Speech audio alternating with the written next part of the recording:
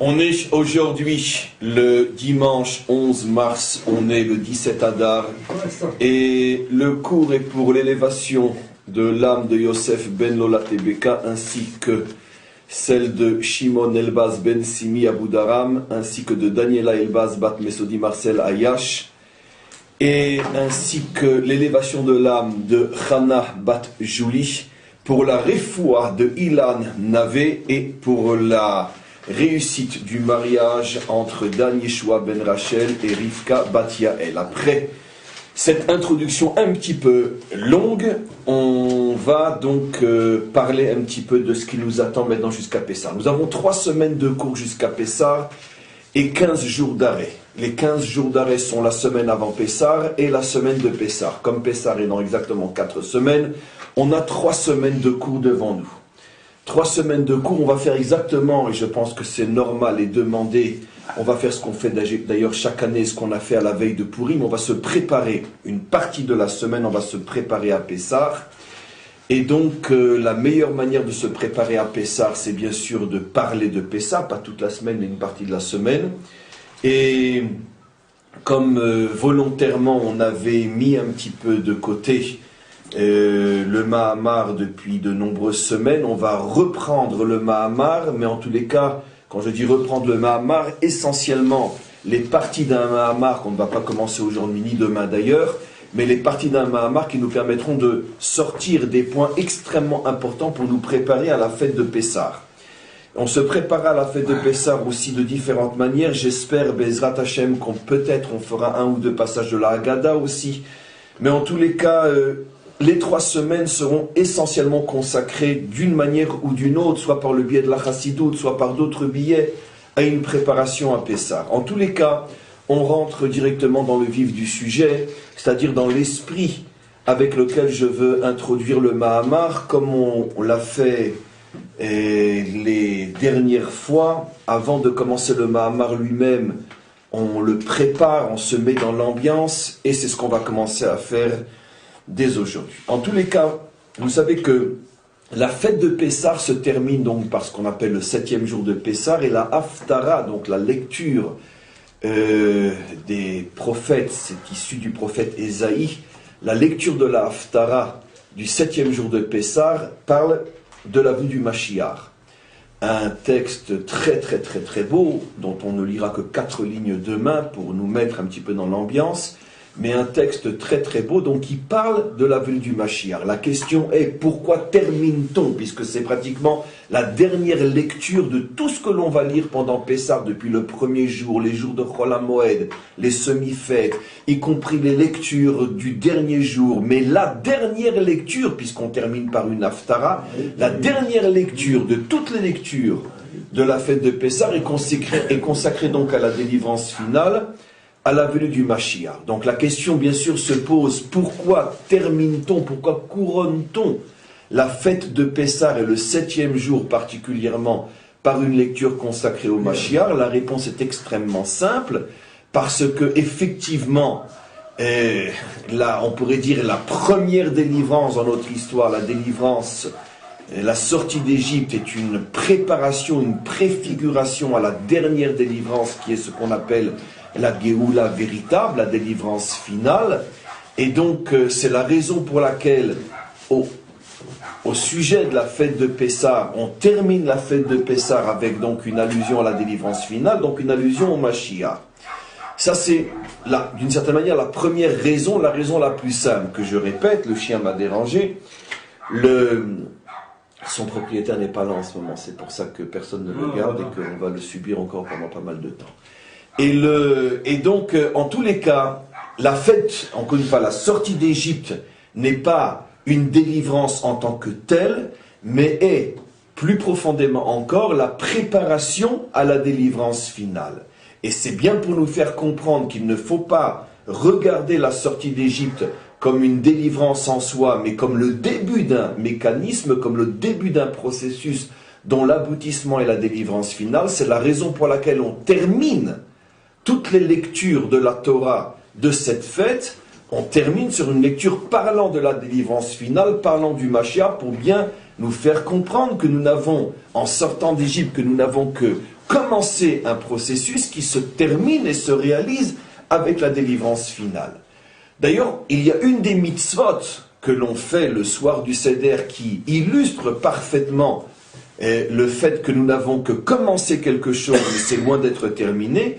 C'est cette fameuse coupure de la matzah. On prend une des 3 matzot qu'on coupe en 2. On doit essayer autant que possible de couper, pas vraiment au milieu, mais au tiers, 2 tiers. Et donc, les 2 tiers sont appelés le afikoman, ce qu'on laisse à la fin du repas, que c'est la dernière chose que l'on mange le soir du Seder. On cache ces 2 tiers de matzah coupés, on les cache pendant tout le repas et on ne le ressort qu'à la fin du repas. Et on sait très bien que l'allusion est que chaque partie de matzah représente une délivrance. La petite matzah, le petit morceau, le tiers, représente la première délivrance à la sortie d'Égypte. Et les 2 tiers représentent la délivrance finale. Et c'est la raison pour laquelle, donc, le plus gros morceau de matzah représente la délivrance finale, comme pour nous dire que l'essentiel reste encore à faire. C'est aussi la raison pour laquelle on cache ce morceau de matzah, comme pour nous faire comprendre, entre autres, que la délivrance finale est complètement cachée, c'est-à-dire c'est quelque chose qui est extrêmement mystérieux, caché. Comment la chose sera-t-elle possible? Comment finalement pourrons-nous être délivrés? Donc on cache cette matzah comme pour dire que, on pourrait dire toutes les forces et tous les mécanismes qui devront se mettre en place et se dévoiler pour permettre la délivrance finale, toutes ces forces sont encore complètement cachées. Et effectivement, on termine le repas de Pessah exactement de la même manière qu'on termine toutes les lectures de Pessah, avec une allusion à la délivrance finale. Donc, on voit comment, et dans les lectures, et comment, le soir du Seder, on fait allusion à la délivrance finale. Et enfin, à un niveau beaucoup plus profond aussi, nos maîtres expliquent que finalement, c'est encore plus profond que ce que je viens d'expliquer. C'est-à-dire qu'il y a eu la sortie d'Égypte qui est la première délivrance, c'est ce que je viens de dire, et la délivrance finale qui est l'aboutissement, la dernière délivrance. Mais tel que je viens de le dire, on pourrait malgré tout croire qu'il s'agit de 2 délivrances différentes.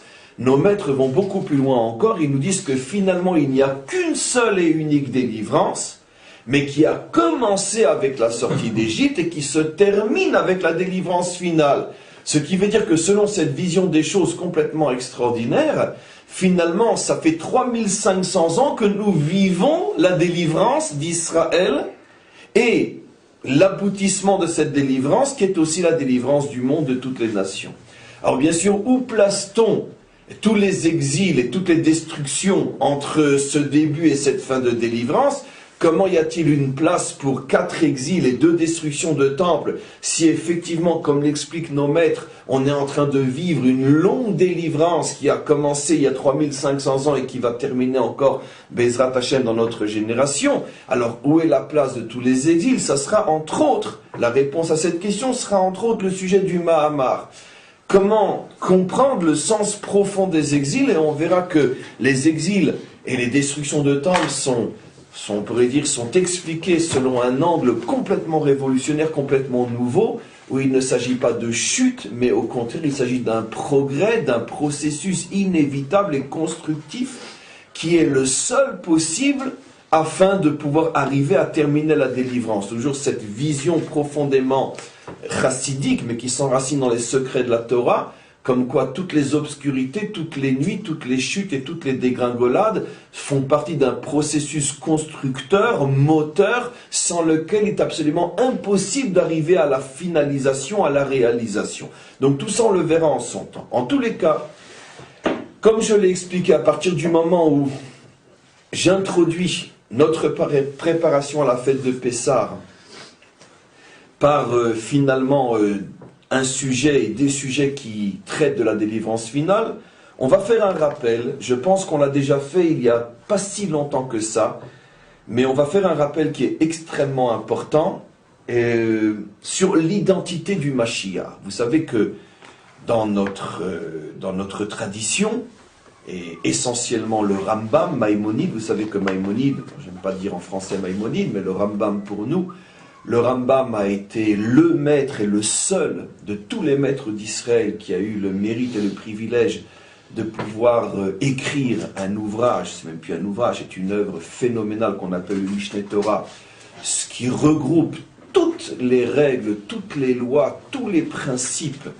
de notre Torah depuis que nous l'avons reçu avec Moshe Rabbeinu. Aucun maître n'était parvenu à réaliser une telle œuvre, parce que vous imaginez en une vie ce qu'il faut comme force et comme dévoilement pour arriver à compiler, et comme il a su le faire, l'ensemble de la tradition d'Israël. C'est quelque chose qui est tellement phénoménal que jusqu'à aujourd'hui, personne n'est arrivé à comprendre comment il a fait pour le faire. C'est quelque chose, n'importe qui étudie un petit peu le Talmud et qui étudie ce qu'on appelle la tradition orale, sait que pour des gens comme nous, 150 milliards de vies ne suffiraient pas pour simplement penser à le compiler, ne parlons pas de le compiler.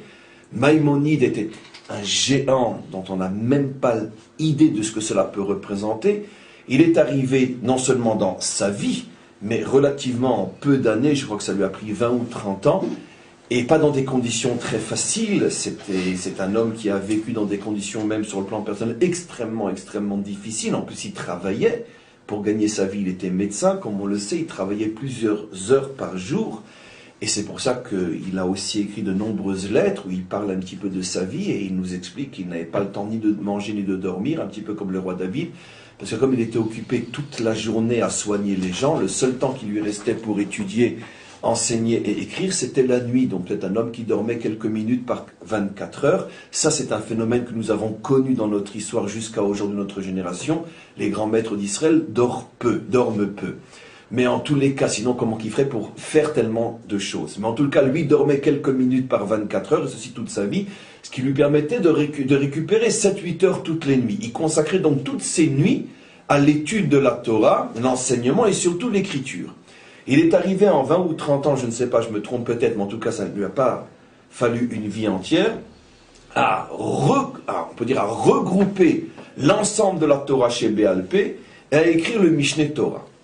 Donc, à la fin du Mishneh Torah, il consacre les 2 derniers chapitres à la délivrance finale, c'est-à-dire donc à nous expliquer ce que sera le Mashiach, ce que j'ai appelé moi une sorte de carte d'identité du Mashiach, ce à quoi il faut s'attendre, ce qu'il représentera et ce qu'il fera. Ce texte-là est fondamental dans la mesure où le Rambam est le seul et l'unique de tous les maîtres d'Israël qui s'est permis d'écrire sur l'identité messianique, et il n'a été contredit par aucun des maîtres d'Israël. Vous savez, c'est une évidence, comme on le dit, pour plaisanter 2 juifs, 3 avis, à dire que c'est absolument impossible qu'un maître puisse parler sans tout de suite réveiller d'autres maîtres qui exposeront d'autres aspects. Ce ne sont pas véritablement des contradictions, mais d'autres visions sur les mêmes sujets exposés. C'est quelque chose qui est classique. Tout le Talmud se présente de cette manière-là. Comme on l'a expliqué de très nombreuses fois, heureusement qu'il y a différentes approches de la parole d'Hachem, parce que ça montre justement qu'elle est infinie et qu'aucun homme ne peut contenir à lui seul l'infini. Chacun ne voit qu'un aspect qui est selon sa propre vision finie des choses, et c'est l'ensemble de toutes ces visions finies qui composent l'infini. Mais chose extraordinaire et fort étrange, en ce qui concerne l'identité messianique, le Rambam, à part 1 ou 2 petites remarques qu'il m'en excuse, je ne citerai pas qui, mais pratiquement insignifiantes, mais le Rambam a exposé son point de vue sans soulever la moindre opposition. Ça veut dire que sa définition du Mashiach fait force de loi pour tout Israël. C'est-à-dire qu'on ne peut pas imaginer que les choses se passeront différemment, puisque si on pouvait imaginer que les choses se passeraient différemment que ce que lui-même a défini, alors il y aurait eu, dès le départ, depuis de nombreux siècles, quantité d'autres positions, quantité d'autres avis qui se seraient, on pourrait dire, juxtaposés à son texte pour dire oui, mais ça sera peut-être comme ça, ou ça sera peut-être autrement. Le fait que tous les maîtres d'Israël depuis 1000 ans ont lu ce qu'a dit le Rambam, et imaginez la grandeur des maîtres d'Israël depuis 1000 ans, et que dans tous les autres aspects de son œuvre, il a souvent soulevé des avis différents, voire même contradictoires, et qu'à cet endroit-là, il a fait l'unanimité, Ce qui veut dire que le Rambam, et c'est quelque chose qui est absolument phénoménal, a eu le mérite inimaginable de pouvoir définir quelque chose qui, d'une certaine manière, parle d'une époque que lui, véritablement, n'a pas connue, et donc parle de choses qui se passeront seulement dans l'avenir, et il a eu une vision à ce point précise de comment les choses devraient se dérouler, que son avis a fait l'unanimité et il n'a pratiquement pas été contredit. Encore une fois, il y a 2 remarques sur des détails où un autre avis dit quelque chose de différent, mais ce sont des détails qui n'ont absolument pas d'importance. Et d'ailleurs, tous les commentaires ont montré à quel point ces remarques-là, de toute façon, n'étaient pas du tout appropriées par rapport à ce que disait le Rambam. Alors, nous n'allons pas tout lire. Nous allons seulement prendre les passages essentiels qui nous serviront aussi d'introduction aux différents cours jusqu'à Pessah. Et je commence. On se situe donc il me semble qu'il y a quelques mois, on avait déjà lu certains passages, mais dans un esprit et pour des raisons différentes. En tous les cas, on se situe dans le 11e chapitre du dernier livre du Mishneh Torah. Donc, dans l'avant-dernier chapitre, on va lire certains passages du 11e et du 12e chapitre du dernier livre du Mishneh Torah. Alors, regardez ce qu'il dit. Amelech HaMashiach atid la'amod ולהחזיר מלכות דוד ליושנה לממשלה הראשונה. Le Melech HaMashiach, le roi Mashiach, se dévoilera un jour, et tout de suite, qu'est-ce que dit le Rambam? להחזיר מלכות דוד ליושנה לממשלה הראשונה. Si le Rambam place ce que je vais traduire en premier, comme tous les maîtres d'Israël, on le sait, il y a des clés de lecture, des clés de compréhension. Ce qui est dit en premier, c'est toujours la chose fondamentale qui est la clé, la porte qui ouvre sur tout le reste. Ça veut dire que c'est, d'une certaine manière, la chose la plus fondamentale. C'est pour ça que le maître le dit en premier. La première chose qu'il rétablit, c'est la royauté de David, et il la ramène à sa puissance, les mêmes Shala, Arishona. Ça veut dire il réinstalle la royauté de David telle qu'elle l'était dans ses plus beaux jours à l'époque du roi David et surtout à l'époque du roi Salomon. Ça veut dire la première, on pourrait dire la première étape qui est la plus fondamentale, c'est d'une certaine manière le retour à la véritable identité politique d'Israël. Comme on le sait, l'identité politique d'Israël est liée à la royauté de David. Il y a eu dans notre histoire quantité d'autres identités politiques, mais qui n'étaient pas la véritable identité politique, et je vais en citer quelques-unes pour que vous compreniez. La première de toutes, ça a été celle du roi Shaoul, en tant que roi. Mais ce n'était pas la véritable identité politique d'Israël, puisque la royauté n'a pas été donnée à la tribu de Benjamin, mais à la tribu de Yehuda. En tant que roi, on voit donc un phénomène très très intéressant, on en avait parlé en 100 ans, qu'on n'a pas nécessairement à notre tête la véritable identité politique. C'est la raison pour laquelle ça ne commence même pas avec elle, ça commence avec une autre identité. Ça n'en est pas moins une identité politique valable, mais d'un autre côté, ce n'est pas la véritable. Avant le roi Shaoul, on avait eu une quantité d'autres identités politiques par lesquelles je n'ai pas commencé, c'est bien sûr les Shoftim. Les 500 ans d'époque qu'on appelle les juges. Chacun en tant que tel représentait un pouvoir extraordinaire pour nous. Mais ce n'était pas encore l'identité politique. Écoutez bien là où je vais en venir. Mieux que ça, on a eu plus encore. Avant les juges, on a eu Yehoshua, l'élève de Moshe. C'était bien sûr un pouvoir parfait. Qu'est-ce qu'on pouvait lui reprocher? Mais ce n'était pas encore l'identité politique juive authentique. On a eu avant Yoshua encore mieux que ça. On a eu Moshe Rabbeinu lui-même.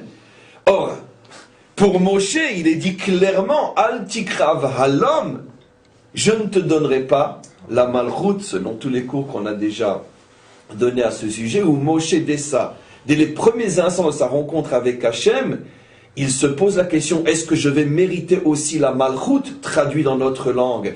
Est-ce que je vais mériter aussi d'être le premier à représenter l'identité politique juive authentique? Hachem lui répond tout de suite, Al tikrav halom, non, c'est pas pour toi.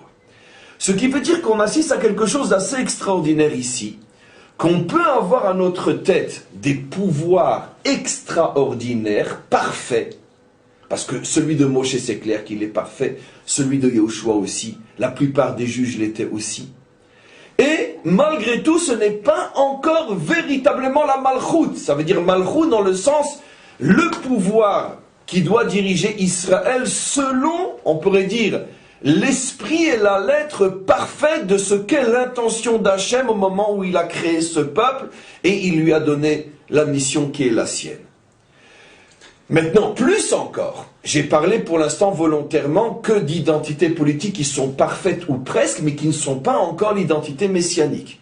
On a eu aussi quantité d'autres pouvoirs à notre tête qui, eux, étaient complètement corrompus, qui étaient complètement déviés et déviateurs, comme la plupart des rois d'Israël, ou comme aussi, et maintenant c'est le point important, énormément d'enfants de descendants du roi David, qui, bien qu'ils étaient descendants du roi David, et bien que, donc, ils avaient apparemment toutes les conditions pour représenter l'identité du pouvoir authentique, malgré tout, ça ne l'était pas non plus. Ce qui veut dire que, par ces deux exemples que je vous ai apportés, on se rend compte que, finalement, l'identité de la Malchut véritable nécessite deux conditions, et lorsqu'il en manque une des deux, alors il manque l'essentiel. Soit on a un dirigeant qui est parfait, mais il n'est pas de la famille de David, comme Moshe, Yahushua ou quantité d'autres juges. Et dans ce cas-là, c'est sûr et certain, même si lui est parfait, son pouvoir est parfait, c'est sûr qu'il ne représente pas la Malchut. Ou bien on peut avoir quelqu'un qui est véritablement un enfant de David, un descendant de David, et qui donc réunit apparemment toutes les conditions pour représenter la Malchut, mais ce n'est pas non plus véritablement, ou la véritable identité, parce que lui et son pouvoir ne sont pas véritablement, on pourrait dire, représentatifs de ce que l'on demande à la royauté de David, qui bien sûr, comme on va le voir, doit aussi s'enraciner profondément et puissamment dans la Torah d'Israël. Donc, il s'agit ici de quelque chose de très particulier. Et comme je l'ai souvent dit, et maintenant vous allez le comprendre d'une manière peut-être plus forte encore, finalement, la véritable Malchut, nous ne l'avons eu que combien de temps dans notre histoire? Et même là, ce n'était pas 100% parfait, c'était 90%, parce que sinon ça aurait été Mashiach, David et Shlomo. Ce qui veut dire 40 ans de règne de David, 40 ans de règne de...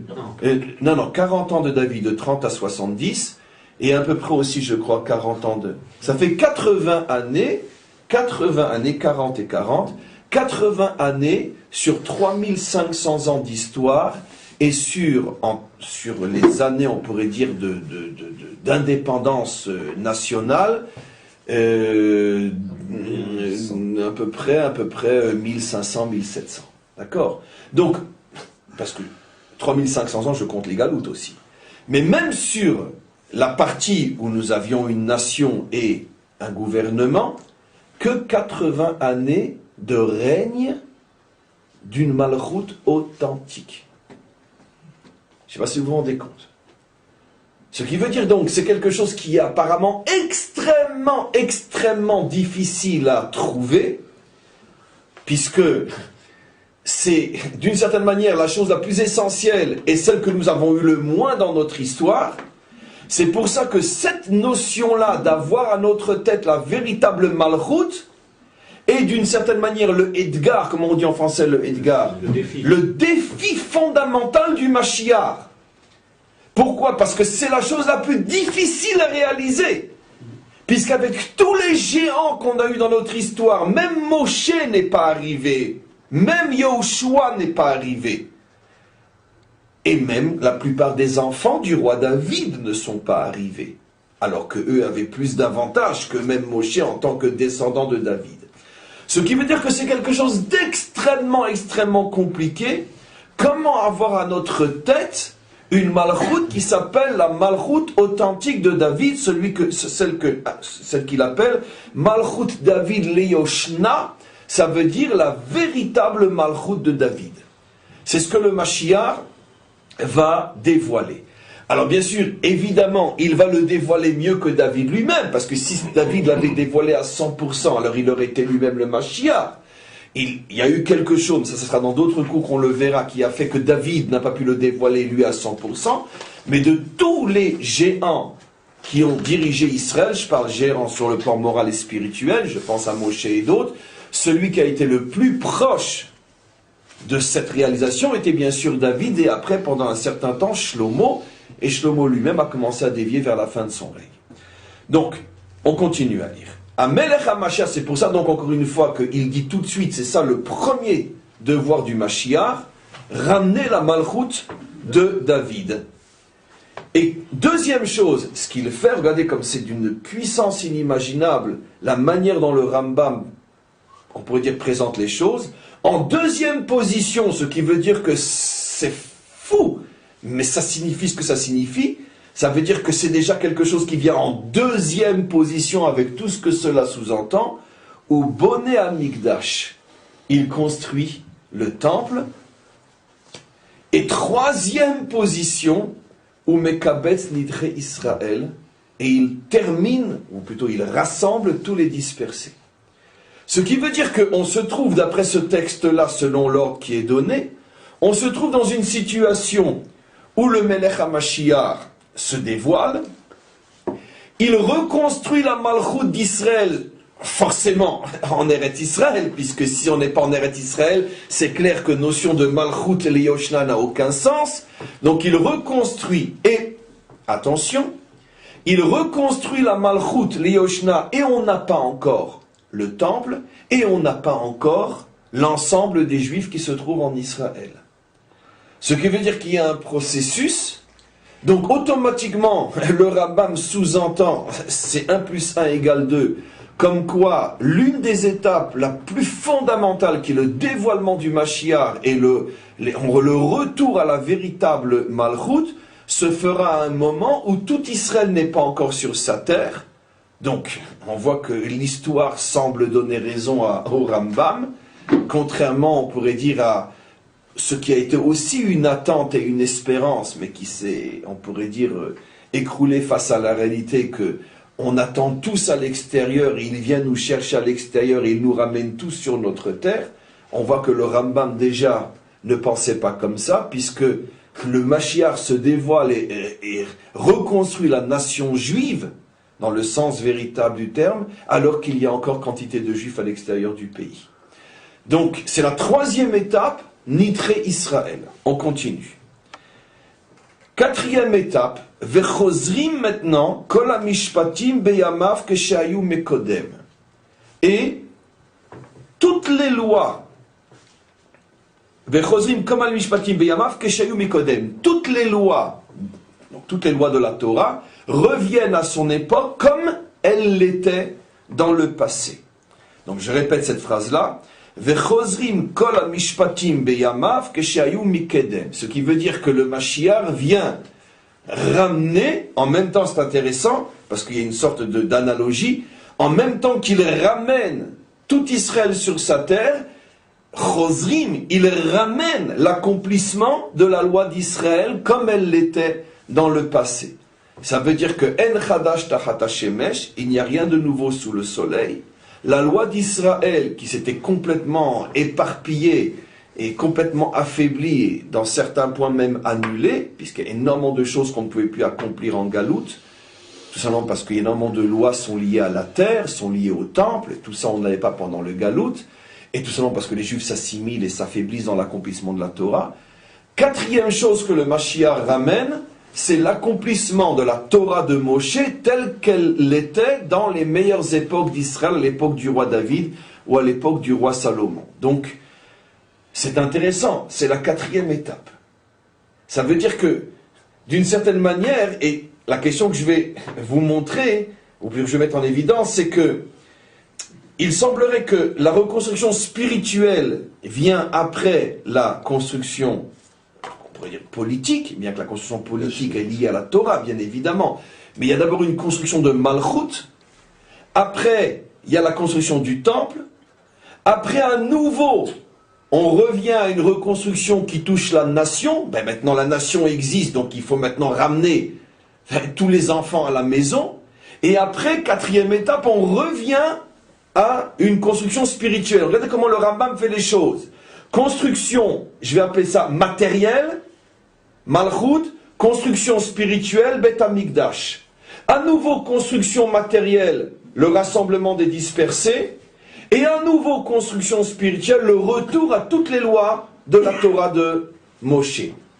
Donc, ce qui est très intéressant, c'est qu'il y a, on pourrait dire, il y a une sorte de processus qui est respecté.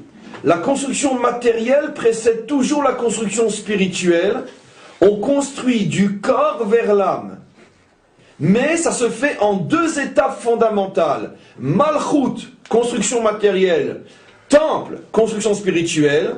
Après, retour des dispersés, construction matérielle. Retour à la loi d'Israël sous toutes ses formes, construction spirituelle. Vous regardez, vous remarquez la symétrie, c'est extraordinaire.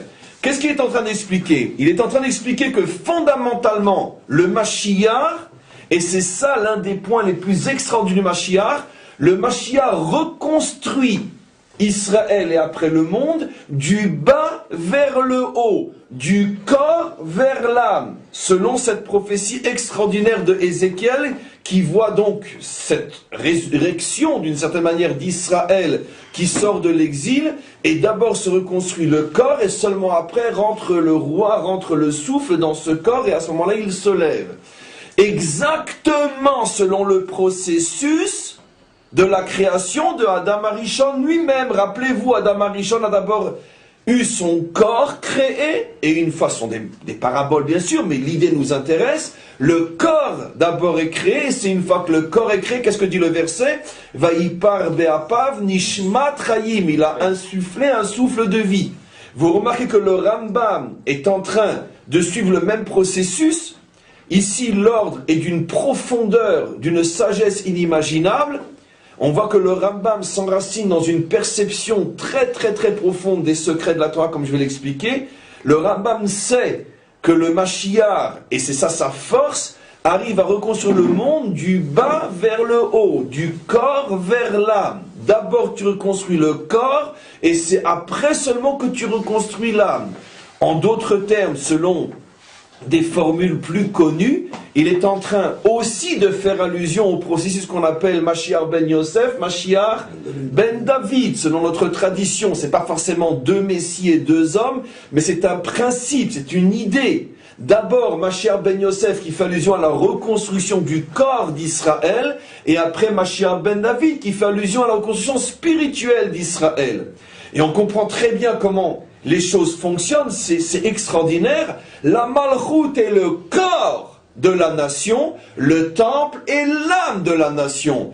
Israël est le corps de la Torah, l'accomplissement des mitzvot est l'âme de la Torah. Donc on comprend bien que, effectivement, l'ordre est extraordinaire. Vous remarquerez que ces quatre étapes nous rappellent aussi quelque chose d'extraordinaire. Les quatre lettres du nom divin, bien évidemment. Le Rambam fait allusion au dévoilement d'Hachem dans ce monde, qui correspond au dévoilement de ces quatre lettres, Yud, Ke, Vav, Ke, et effectivement, Bayom Haou Hashem Echad ou Shmo Echad, en ce jour Dieu sera un et son nom sera un. Comment son nom est un? Lorsque les quatre lettres du nom sont reconstruites, et les quatre lettres du nom pour être reconstruites ont besoin de quatre étapes fondamentales. Reconstruction de la Malchut, reconstruction du temple, rassemblement des dispersés et l'accomplissement de la Torah. Je vous laisse deviner par rapport aux quatre lettres du nom divin comment ça fonctionne. J'en profite pour terminer mon café. Comment ça fonctionne par rapport les quatre étapes et les quatre lettres du nom divin? Moi je crois que les Yud c'est Yesod, ça doit être matériel. Et pour une fois, vous n'avez pas vraiment raison. Le Yud est toujours spirituel. Mais j'explique, parce que c'est... C'est Havaya. Voilà, c'est ça le spirituel. On a un principe que j'ai souvent expliqué. Toute reconstruction se fait toujours selon la lecture à l'envers du nom divin. He, Vav, He, Yud. La première lettre correspond au niveau le plus haut.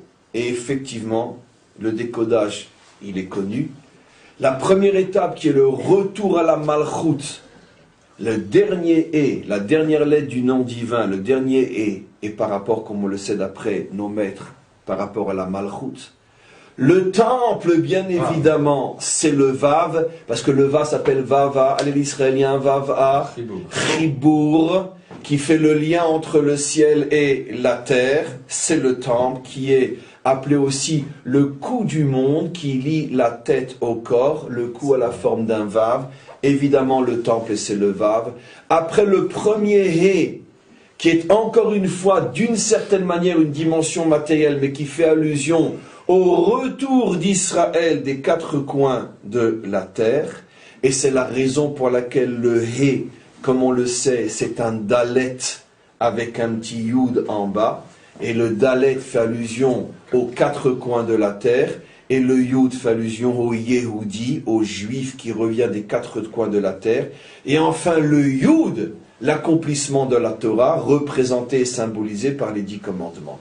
Donc on a retrouvé effectivement nos 4 étapes, et donc seulement après, on comprend maintenant que le Rambam, vous savez, il y a une discussion, et que souvent je vous ai rapporté, la grande majorité, pour ne pas dire la majorité écrasante des maîtres d'Israël pensaient et se trompaient que le Rambam ne connaissait pas les secrets de la Torah, c'est-à-dire n'était pas un géant dans ce qu'on appelle la Kabbalah, le Zohar et toute la science, on pourrait dire cachée de la Torah, parce que lui-même l'a tellement bien caché que c'est difficile d'imaginer qu'il était versé dans ces sciences-là.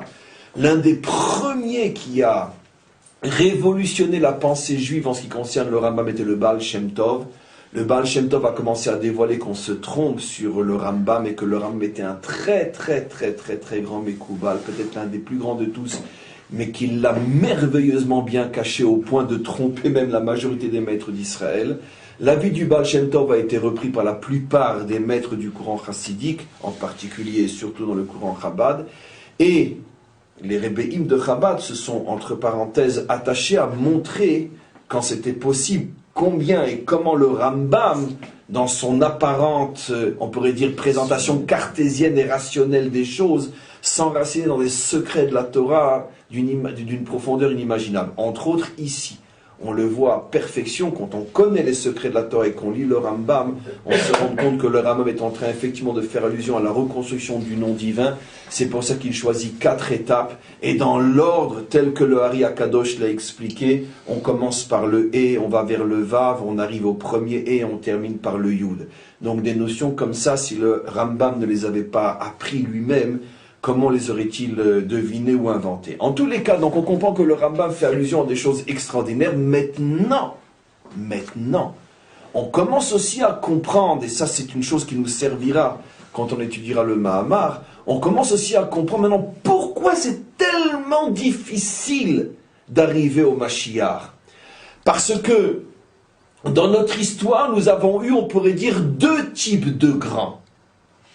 Ceux qui essentiellement étaient des géants de la construction de l'âme, d'autres qui étaient des géants de la construction du corps, mais on a eu rarement quelqu'un qui a su construire et le corps et l'âme, et en plus, mais ça je ne l'explique pas aujourd'hui pourquoi, selon l'ordre qui doit être respecté pour que ça marche, du corps vers l'âme. Parce que des géants de construction de l'âme, bien sûr, je fais allusion à Moshe. Des géants de construction du corps, bien sûr, je fais allusion à, c'est facile, après Moshe, à Yehoshua qui a construit la nation sur sa terre. Évidemment, comme par hasard, le maître et l'élève, et chacun s'attache à construire quelque chose qui est nécessaire à l'autre. Moshe construit l'âme, Yehoshua construit le corps, celui qui nous donne la terre. Mais vous remarquerez que ce qui est extraordinaire, c'est que dans l'ordre Moshe et Yehoshua, on construit l'âme avant de construire le corps. C'est pour ça que ni l'un ni l'autre ne pouvait être le Mashiach. Moshe était Lévi, Yehoshua était de Yosef. Il ne pouvait, c'est pour ça qu'il, comme il est de Yosef, il a construit le corps. Et donc il ne pouvait, c'est pas encore le processus messianique. Le processus messianique, c'est construire le corps et afin d'y mettre l'âme. On peut dire, ce processus ne s'est pratiquement jamais trouvé dans l'histoire. il a été, oui, d'une certaine manière, atteint presque à la perfection avec David et Shlomo. David a construit la Malchut d'Israël et Shlomo a construit le temple. Et donc effectivement, là on voit qu'on commence par le corps et après on arrive à l'âme. Mais tout ça, ça s'affinera par la suite. On continue un petit peu, regardez les merveilles. Il nous dit après, Vechol mi she'eno ma'amin bo, celui qui ne croit pas en la venue d'un tel homme qui sera capable de réaliser ce qu'on explique maintenant depuis 40 minutes, ou mi she'eno mechake le biato, ou même celui qui croit qu'un jour cet homme viendra, mais que ça ne le préoccupe pas dans la vie de tous les jours. Regardez, c'est très fort ce qu'il dit, et je vous garantis qu'il n'était pas Lubavitch. L'obéchar nevi'im bilvad ou kofer, c'est pas seulement qu'il nie toutes les prophéties d'Israël, et la Torah ou Moshe Rabbeinu, mais c'est comme s'il niait la Torah et Moshe Rabbeinu. C'est-à-dire, c'est très fort ce que dit le Rambam, qui n'est pas chassid, visiblement, c'est très très fort. Il prend la notion non seulement de croire, mais même d'attendre le Mashiach. Mais vous vous rendez compte ce que le Rambam dit, et je vais vous expliquer pourquoi, parce que c'est trop fort. Mais le problème c'est que il faudrait que je consacre plusieurs heures de cours rien qu'à vous faire comprendre ce que c'est complètement fou ce qu'il dit, c'est de la folie. Mais ce que ça veut dire quoi? Oubliez le Rambam maintenant. Je vous dis maintenant, je vais vous faire un test. Le Rambam dit dans un endroit de son œuvre que quelqu'un ferait ou ne ferait pas quelque chose qui ferait de lui, qu'on le considère comme s'il niait toute la Torah de Moshe. Je vous demande à quoi fait-il allusion à votre avis? Je répète les mots. Et la Torah ou Moshe Rabbeinu ou Kofer. Alors, si je vous fais le test, vous allez me dire quoi? Il je sais pas, il profane Shabbat, il mange à Kippour, il est idolâtre, je sais pas moi, la débauche, le meurtre, tout quoi, la totale. Le Rambam dit, celui qui, pas seulement qui ne croit pas, qui n'attend pas tous les jours la venue du Mashiach, Kofer Batoro Moshe. Il y a une petite histoire, quand le Rabbi avait commencé en sentant la campagne du Mashiach, etc., évidemment, tout le monde était tombé dessus. Mais qu'est-ce que tu fais d'une chose importante, mais c'est pas l'essentiel? Qu'est-ce que tu en fais le sujet? Il dit, mais je comprends pas. Mais est-ce que vous avez lu le Rambam? Mais le Rambam dit, ce qu'il ne dit pas sur aucune autre mitzvah, que celui qui ne vit pas dans l'attente quotidienne du Mashiach, Kofer Betorat Moshe. C'est le Rambam. Donc de là, il avait mis en évidence comme quoi on peut étudier la Torah sans jamais comprendre ce qu'elle dit. Ça veut dire que on étudie, on sait, on connaît, mais on ne comprend pas véritablement à quel point les choses sont fortes. En tous les cas, revenons maintenant à notre niveau. Pourquoi, effectivement, posons-nous la question, pourquoi le Rambam ose dire, parce que c'est vraiment du culot, que c'est à ce point important que si on n'attend pas tous les jours la venue du Mashiach, c'est comme si on est Kofer Betorat Moshe. Pourquoi? Parce qu'on n'attend pas la délivrance finale. Nahon, mais pourquoi c'est à ce point important? Et si, parce que, attendez, de quoi parle le Rambam? De quelqu'un qui accomplit toute la Torah seulement, chez Eno Mechake le Biato, mais il ne vit pas avec cette attente en lui. Comprenez? Donc il ne vit pas avec cette attente en lui. Et alors, mais il accomplit quand même toute la Torah. Il accomplit quand même toute la Torah. Bon, je ne voudrais pas qu'on fasse un test, parce que sinon ça va faire très mal. Mais allez, arrêtons n'importe qui dans la rue maintenant. Je ne parle pas dans la rue à Tel Aviv. Je parle dans la rue à Bnei Brak, je parle dans la rue, je ne sais pas moi, peu importe. Et toi, tu attends maintenant, à ce moment-là, tu attends le Mashiach? C'est évident qu'il va dire que non. Enfin non, s'il est filmé, il va dire oui. Mais si c'est entre lui et moi, il va dire non. S'il est honnête, je parle. Mais non, je veux dire, moi j'ai pas à le dire parce que moi je dois faire semblant, parce que je suis enregistré. Mais si on me demande à moi aussi, je veux dire comme ça au hasard, en plein milieu, tu attends le Mashiach maintenant? Non. Et c'est évident qu'on ne vit pas avec cette attente. On ne vit pas avec cette attente. Bon, rachément, quand même, la majorité des Juifs sont au niveau de croire qu'il viendra.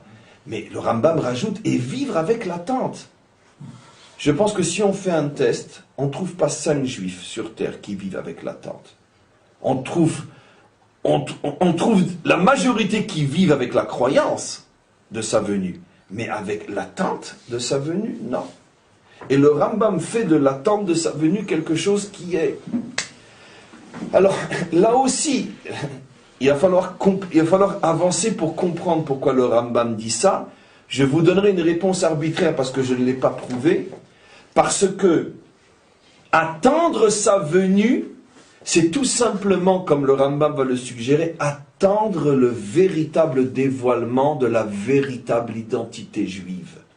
Tant que le Mashiach ne vient pas, nous ne vivons pas véritablement avec la véritable identité d'Israël et de sa Torah. Si on n'attend pas, c'est accepter de vivre dans une forme de mensonge. Exactement. Et si on n'attend pas, on verra dans le Mahamar que le Rabbi le dit clairement, et si on ne l'attend pas, ça veut dire que d'une certaine manière, on accepte de vivre dans une identité qui n'est pas encore parfaite. De nous-mêmes en tant que juifs, de notre relation à la Torah, il y a quelque chose de fondamental qui manque encore. Et si ça ne te gêne pas, alors ça veut dire que d'une certaine manière, tu as accepté de vivre dans une certaine forme de mensonge ou d'imperfection. Et ça, c'est ce que le Rambam dit. Donc finalement, tu n'as rien compris à la Torah de Moshe. Parce que la Torah de Moshe n'est là que pour te permettre d'arriver à la véritable identité juive. Et donc, ce n'est pas la Torah de Moshe que tu as, c'est une autre Torah. J'exagère. C'est la Torah de Moshe à 80%, à 90%, mais pas à 100%. Et on va voir, on continue, vous allez voir pourquoi. Maintenant, je saute, je ne peux pas tout lire, et regardez maintenant le point fondamental. Et là, c'est vraiment, si j'arrive avec l'aide d'Hachem à le mettre suffisamment en évidence, vous allez voir comment là, on va toucher quelque chose qui est bouleversant de chidouche, c'est révolutionnaire, c'est inimaginable, c'est époustouflant. Regardez ce que va dire le Rambam. Une fois que je vais lire, vous allez dire pourquoi c'est époustouflant. Parce que ça fait partie des choses qui sont tellement fortes que quand on les voit de trop près, elles aveuglent. On voit plus la lumière. Tellement c'est puissant. Le Rambam dit Ve'al ya'ale al da'atra. Ne fais pas monter à ton esprit. Tu n'es même pas autorisé. Je ne parle pas de penser, même de faire monter à ton esprit. Ça veut dire avoir un simple. Comment dire, quelle est la différence entre penser et la'alot ala da'at. Ça veut dire. Une petite pensée. Même pas une petite pensée. Il n'y a pas de mot en français pour traduire cette expression-là. C'est-à-dire, je t'interdis de penser, mais même d'une petite pensée sur quoi? D'envisager alors. D'envisager. She'amelech HaMashiach tzarir la'asot otot u'moftim u'mechadesh dvarim ba'olam u'mechaye metim u'keyatze ladvarim ha'ele. Ça, c'est inimaginable. Le Rambam dit surtout, n'imagine même pas, d'accord, que pour que le Mashiach soit Mashiach, il va falloir qu'il fasse des miracles, des prodiges, des signes, qu'il puisse transformer des choses de ce monde, comme par exemple, c'est intéressant pourquoi il prend cet exemple-là, comme par exemple la résurrection, ou toutes sortes de ce genre de choses. Ne t'imagine même pas que le Mashiach, pour correspondre à l'identité messianique, doit être quelqu'un qui montre sa grandeur, qui prouve sa grandeur par le fait qu'il est capable de faire des miracles, de changer la nature des choses, de ressusciter quelqu'un, ou pourquoi pas de se ressusciter lui-même. Ne crois surtout pas une chose pareille. Ça, c'est à l'extrême opposé de l'identité messianique. On continue un petit peu. En adavarkar, c'est absolument faux. Le Mashiach n'a rien à voir avec un faiseur de miracles. Sinon tu deviens un idolâtre. Si tu prends qui fait des miracles et tout. Oui. C'est le bon Dieu qui fait des miracles, c'est pas lui. Non. Non. Jamais on n'a pensé que c'est Moshe qui fait des miracles. Et pourtant, la Torah nous présente Moshe comme un faiseur de miracles. On rentre ici dans quelque chose de phénoménal. Je vous dis, quand je vous dis que c'est phénoménal, j'ai pas suffisamment de souffle et on n'a pas suffisamment de mots pour expliquer en quoi c'est phénoménal. D'abord, allez, on va contredire le Rambam, et Moshe, et tous les prophètes d'Israël, Eliyahu Hanavi, Elisha, le prophète Elisha, qui n'était que l'élève d'Eliyahu Hanavi, le plus grand faiseur de miracles de toute l'histoire du monde. Vous connaissez l'histoire d'Elisha? Entre autres, mais je résume, donc ça devient du n'importe quoi.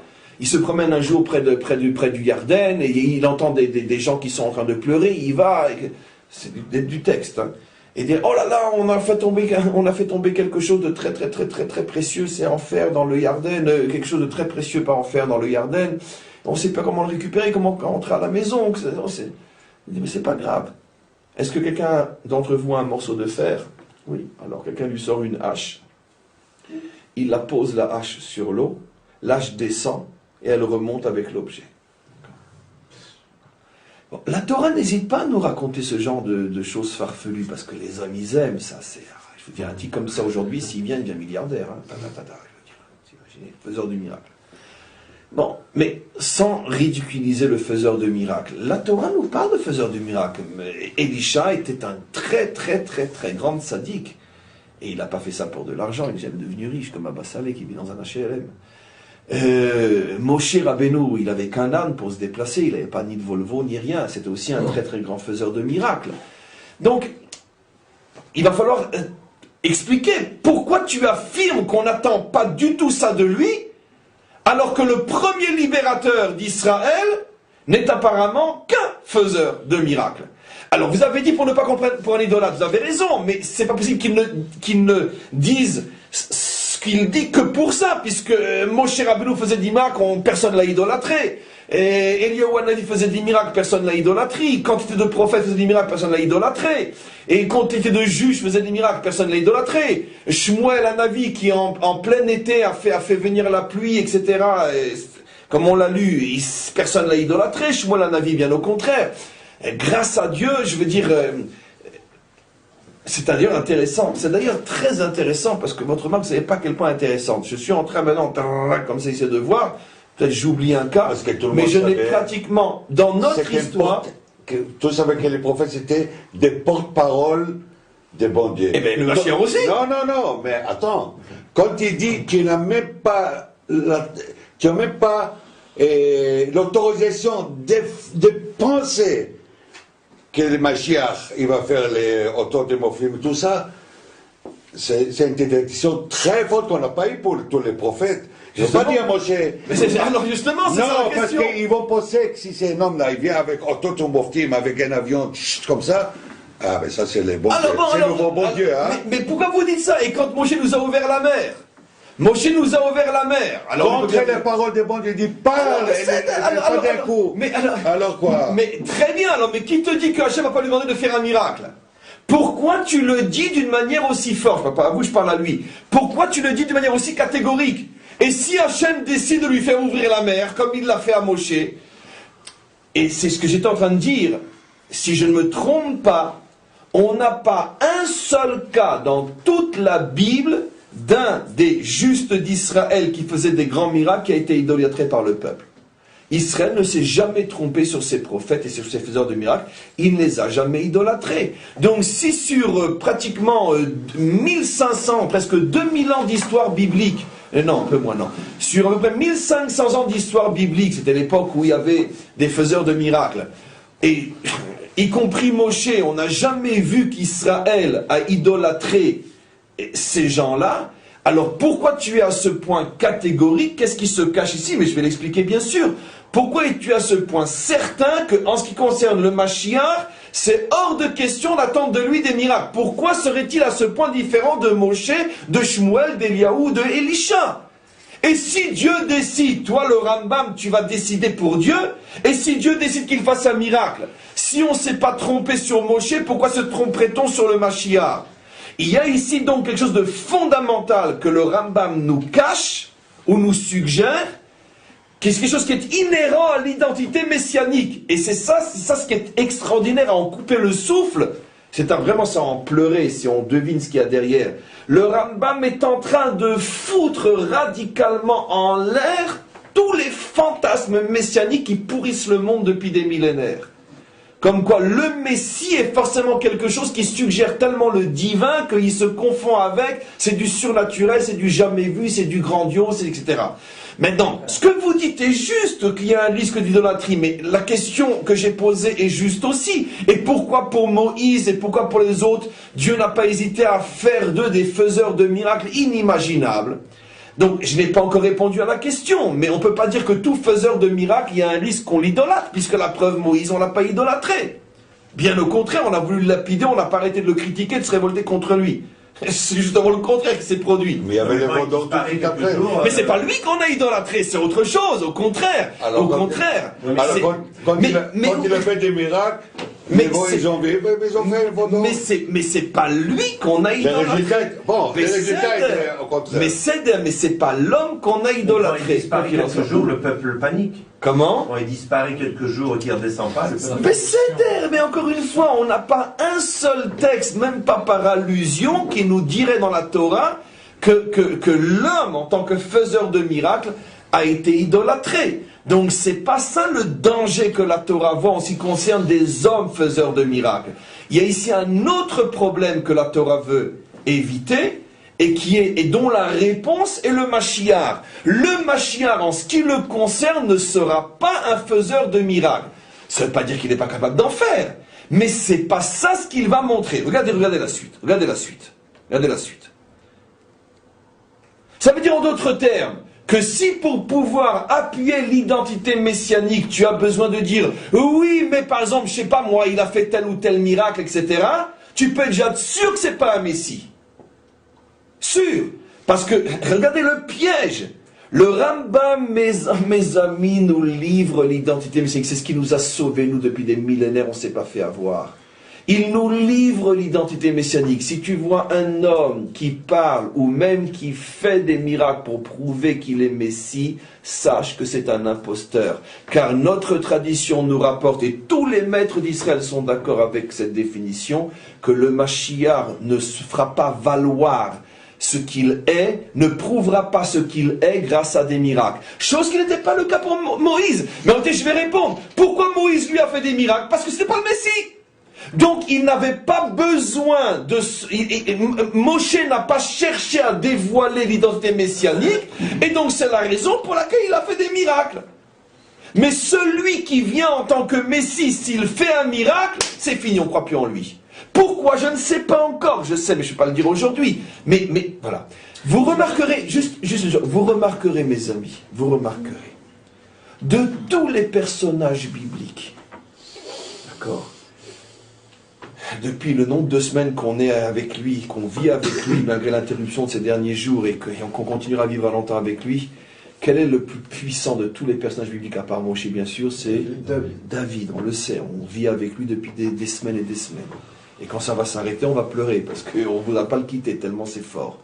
Dites-moi, David est le seul des géants bibliques au sujet duquel la Torah parle autant. Aucun autre personnage biblique a autant d'histoires qui lui sont consacrées, même Moïse. Et c'est le seul des personnages bibliques sur lequel on ne voit du début jusqu'à la fin aucun miracle. Aucun. Parce que lui est l'identité messianique. Aucun miracle. Aucun. Comment se fait-il que celui dont on parle le plus, qui est le modèle par excellence, qui est le roi David, alors qu'avant, et même des siècles après lui, je ne vais plus les citer maintenant, mais d'autres qui ne lui arrivaient pas à la cheville, ils font des miracles comme on multiplie les petits pains ou on marche sur l'eau. Comment est-il possible que lui, on ne voit aucun miracle? Parce que lui représente l'identité messianique, et une identité messianique dans laquelle se mêlent des miracles est une identité d'imposteur. C'est pas la vraie. Pourquoi on n'a pas encore expliqué? Oui. Alors justement, il faut définir ce qu'est un miracle, parce que David, il a quand même interrogé Hachem avec les... non, ça tout le monde le faisait, c'est autre chose. Non, mais c'est ça. Pour nous, ça déjà, c'est déjà non, c'est ce que je veux dire, non, mais c'est définir le mot c'est une chose le concept. C'est une chose qui existe depuis Aaron, c'est autre chose. C'est autre chose, c'est pas ça un miracle. C'est un pouvoir qu'avaient ces pierres, peut-être que c'était un ordinateur à l'époque, non, je suis très sérieux. Peut-être, non, je ne crois pas. Peut-être qu'ils avaient déjà découvert certaines énergies qui faisaient briller les pierres, etc. Non, je suis très très sérieux. C'était pas un miracle dans le sens qu'on comprend. Pas parce du tout. Il interroge Dieu quand même. Oui, mais avant de prendre des des décisions. milliers ont interrogé le pectoral avant David, après David. C'est pas du tout un phénomène que la Torah considère comme un miracle. paradoxalement, c'est quelque chose qui est du commun, c'est quelque chose... Il y avait quelque chose qui fait que peut-être que Hachem avait transmis à Aaron, à Moshe, certaines énergies. Les pierres étaient peut-être des pierres très spéciales qui peut-être réagissaient à la parole et donc brillaient d'une certaine manière. Ça, on découvre aujourd'hui tellement de choses. On sait qu'aujourd'hui, 99,9% de la réalité, c'est des énergies. Peut-être que ces pierres étaient des pierres très particulières et que selon la manière dont on leur parlait... C'est irrationnel quand même, quoi. Nahon, mais quand on parle de miracle, c'est l'ouverture de la mer, c'est juste comme ça. C'est des choses, c'est jeter un morceau de fer dans l'eau et qui descend et qui ramène quelque chose à la surface. C'est faire descendre un feu du ciel comme Eliaou qui avait versé 10 seaux d'eau sur le misbéar en bois et puis après un feu est descendu et il a... Des miracles, grâce à Dieu, on en a. C'est la manne qui descend du ciel, c'est l'eau qui sort du rocher. Souvent, on a dit de lui qu'il a fait des miracles, par exemple. Encore une fois, on parle maintenant du Mashiach. On a tous une question, c'est pour ça que je vous dis que ce Rambam est bouleversant. Ce Rambam prend le contre-pied de tout ce que n'importe quel juif a dans la tête jusqu'à aujourd'hui encore. Ce Rambam est inimaginable, ça fait partie des textes qui, à mon sens, sont les moins compris, les moins... C'est quelque chose d'absolument phénoménal, au point de dire « Al ya'ale al da'atra », c'est une ordonnance. Je t'interdis d'imaginer que le Mashiach doit faire des miracles. C'est quelque chose... En plus, n'oublions pas, il ne s'agit ici pas d'un livre de pensée juive, il s'agit d'un livre de loi. Le Rambam, ce sont des lois. Ça veut dire que toutes les ordonnances du Rambam sont des ordonnances comme Mets les tefilines et mange cachère. Ça veut dire que c'est des halachot. Quand le Rambam dit, dans ce livre-là, et pas dans un livre parallèle, qui serait peut-être plus un livre de pensée juive, de philosophie, Ali al-Datras, c'est le même style que Al-Tochal Chazir ou Al-Tochal Arnevet, ne mange pas du lapin ou ne mange pas du porc.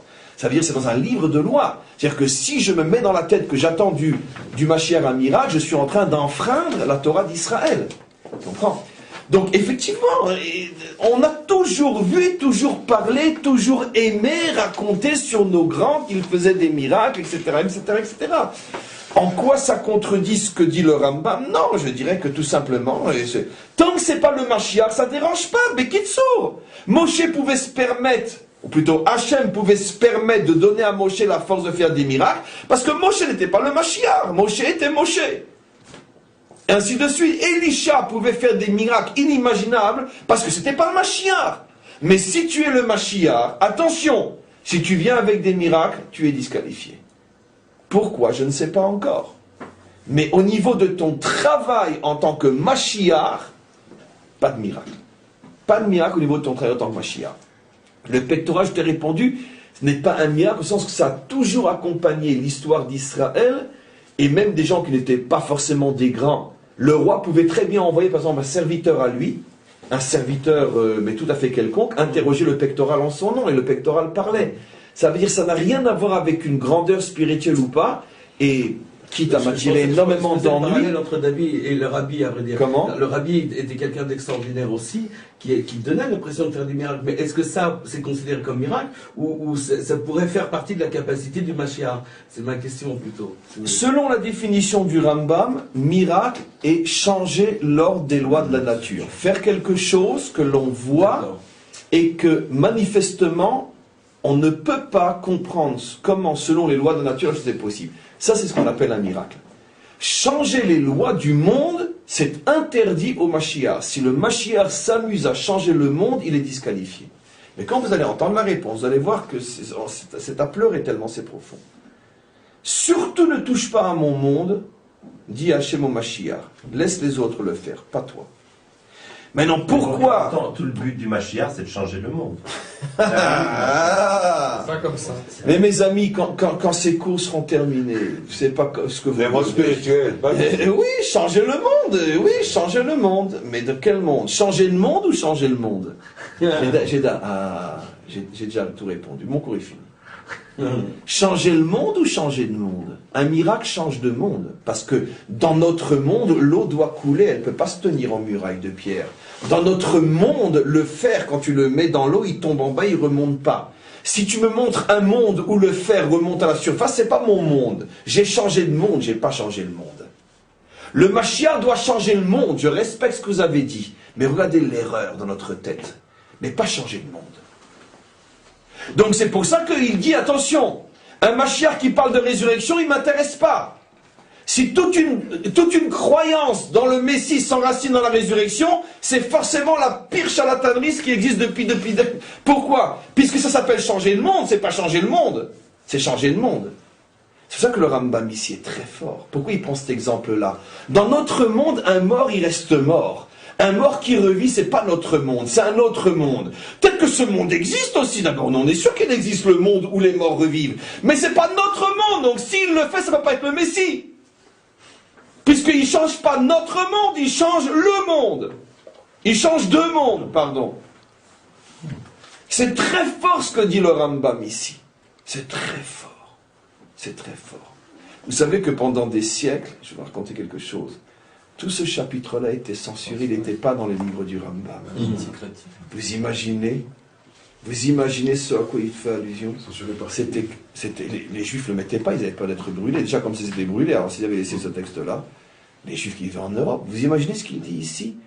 S'il fait un miracle, c'est sûr que ce n'est pas le Mashiach. C'est imaginable. Maintenant, nous, on sait pourquoi le Rambam dit ça. Pas parce qu'il fait allusion à ce qu'il fait allusion, ça ne nous intéresse même pas. C'est pas de ça. C'est parce qu'il est en train de préparer le monde au véritable dévoilement du vrai. Et le vrai, pour qu'il soit le vrai, il faut que ça soit un homme qui surtout ne touche pas au miracle. Pourquoi? Parce que les miracles nous font changer de dimension. Or, le Mashiach vient pour nous construire dans ce monde, pas dans un autre. Donc, s'il nous change notre monde, c'est forcément un charlatan. Ou alors, c'est pas le Mashiach. Mais au moins qu'ils le disent. Moshe a été prévenu. Dès le départ, Hachem lui a dit « Al tikra valom, la malchoute n'est pas pour toi. » Donc, comme elle n'est pas pour toi, fais des miracles, ça ne me dérange pas. Plutôt, je vais te demander d'en faire. Parce que c'est nécessaire aussi, les miracles. Mais si tu viens au nom du Mashiach, pas de miracle. Laissez-moi juste terminer le texte. On continuera demain. Et regardez maintenant ce qu'il dit. Il va apporter une preuve dans notre histoire extraordinaire de ce que peut être l'identité messianique. Et là, vous allez tomber par terre. Chez Aré Rabbi Akiva, on a pourtant dans le Talmud cette histoire de Rabbi Akiva, Chacham Gadol Mechachme Mishnaya, un des plus grands maîtres de notre tradition.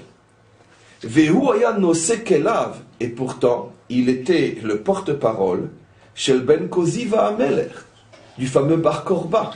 On l'appelle Bar Koziva, Bar Korba. En réalité, son vrai nom était Bar Koziva, mais on l'a appelé Bar Korba, le fils de l'étoile, en allusion au verset de Yaakov qui disait Darar Kochav me Yaakov. Sortira une étoile de Yaakov, et d'après notre tradition, cette étoile fait allusion au Mashiach. Donc on lui a après changé son nom de Koziva, on l'a appelé Bar Korba. Le fameux Bar Korba qui s'est révolté contre Rome, et on sait comment qu'il a terminé. Et Rabbi Akiva était persuadé, jusqu'à ce qu'il tombe, qu'il était le Mashiach, comme on le sait dans nos textes, etc. Vehu aya omer alav, et comme c'est rapporté dans notre tradition, dans le Talmud, que Rabbi Akiva disait sur Bar Korba, Shehu Amelech HaMashiach. Vedimahu vechol chachmei doro, et pas seulement lui, tous les maîtres de cette époque-là ont pensé Shehu Melech HaMashiach. Ad shene'erak be'avonot, jusqu'à ce que malheureusement il soit tué à cause de nos fautes. Kevan shene'erak noda lahem she'eno, quand il est mort, ils ont compris que c'était pas lui. Velo shalu mimeno chachamim lo od velo mofet, on voit nulle part qu'on lui a demandé de faire des miracles. Ve'ikar advarim kachaen, et sache que ce que nous avons vu à l'époque de Rabbi Akiva et de Bar Korba est une préfiguration à ce que nous attendons. Et pourquoi? Regardez ce qu'il dit. Sha Torah azot, parce que sache que cette Torah telle qu'elle nous a été transmise, chukea, selon ses lois, ou mishpatea et ses règles, les olam ou les olme olamim, elle est éternelle, elle ne changera pas de comment nous l'avons reçue. Ve'en mosifim al-em, on ne peut rien y rajouter, ve'logorimem, et on ne peut rien y retrancher. C'est à partir du moment où les maîtres nous ont transmis que l'identité messianique pouvait être un homme Bar Korba, cette chose-là ne changera jamais. Or, Bar Korba, effectivement, était tout sauf un personnage surnaturel, mystérieux, impressionnant, qui faisait des miracles et qui avait de quoi, encore une fois, impressionné par ces forces complètement surnaturelles et inexplicables, autres que c'est peut-être le Messie. C'était un grand juif au départ, un homme qui étudiait la Torah, un homme surtout extrêmement courageux, un homme qui a pris la tête de la rébellion contre Rome à un contre 1000, un homme qui au début a remporté énormément de victoires à 1 contre 1000 en dépit de toute espérance, mais sans le moindre miracle, uniquement à la pointe de l'épée, avec un courage démentiel, un petit peu comme à l'époque des Hashmonaïm contre les Grecs, et jusqu'au moment où, malgré tout, ça n'a pas abouti, et il a été exécuté, lui, et tous ceux qui étaient avec lui. À ce moment-là, les maîtres ils se sont rendus compte que c'était encore une fois ce qu'on appelle une fausse couche. Oui. Comme je vous ai souvent expliqué juste un instant, que on pourrait dire des espérances messianiques plus ou moins réalisées dans l'histoire, il y en a eu des milliers, mais à chaque fois il y a une sorte de fausse couche. C'est pour ça que nos maîtres appellent le Mashiach Bar Naflé, l'enfant fausse couche, parce que ça n'aboutit pas. Maintenant, comme on sait, une femme des fois fait, lo allez-nous, 2, 3, 4 fausses couches jusqu'au bon enfant. C'est une sorte de préparation, qu'on dirait qu'elle a un problème, qu'il faut que la matrice, le ventre se mette en place. Et les fausses couches ne sont pas des échecs, mais des préparations à la victoire. Et donc dans l'histoire aussi, on a eu de très nombreuses fausses couches messianiques, mais qui ne sont pas des chutes ou des erreurs, mais qui sont des étapes qui préparent à la bonne. Mais en tous les cas, ce que le Rambam veut nous faire comprendre ici en apportant le cas de Bar Korba, c'est que de la même manière que Rabbi Akiva, comme on le sait, le plus grand maître de tous les maîtres d'Israël, a pensé que Bar Korba était le Mashiach, et quand Bar Korba est mort, on en est resté au fait que c'était une fois de plus un Bar Naflé, une fois de plus une fausse couche, mais malgré tout le début de quelque chose de vrai. Le Rambam de là tire la preuve que puisqu'il a pu croire au moins que ça pouvait être quelque chose de vrai, alors que Bar Korba ne se présentait absolument pas comme un saint auréolé avec des miracles et je ne sais quoi, c'était tout simplement un grand juif courageux, combattant, qui étudiait la Torah et un point c'est tout, un homme qui avait les pieds sur terre et une épée à la main. Si Rabbi Akiva a pu penser que ce genre d'homme pouvait être Mashiach, et d'une certaine manière se compromettre, parce que, comme on le sait, je veux dire, c'est lui qui a dévoilé à sa génération que Bar Korba était Mashiach, et comme le Rambam le suggère, c'est pas que Rabbi Akiva s'est trompé, simplement que nous savons que pour que le Mashiach puisse vraiment naître, il faut qu'il y ait quantité de petites intrusions du Mashiach dans l'histoire, jusqu'à ce que ça prenne véritablement et qu'il n'y ait pas de fausse couche. Mais quoi qu'il en soit, tous les essais doivent être du même type que la réalisation. Et donc, puisqu'on voit que l'essai n'était pas du tout un faiseur de miracles, c'est donc bien la preuve, dit le Rambam, que le Mashiach ne sera absolument pas un faiseur de miracles. Et on a commencé à expliquer pourquoi. On va s'arrêter. Et pour aujourd'hui, il y avait une question, je crois, excusez-moi, oui. Tous les hommes sont mortels. Oui. Le Mashiach est-il un homme et le Mashiach est-il mortel?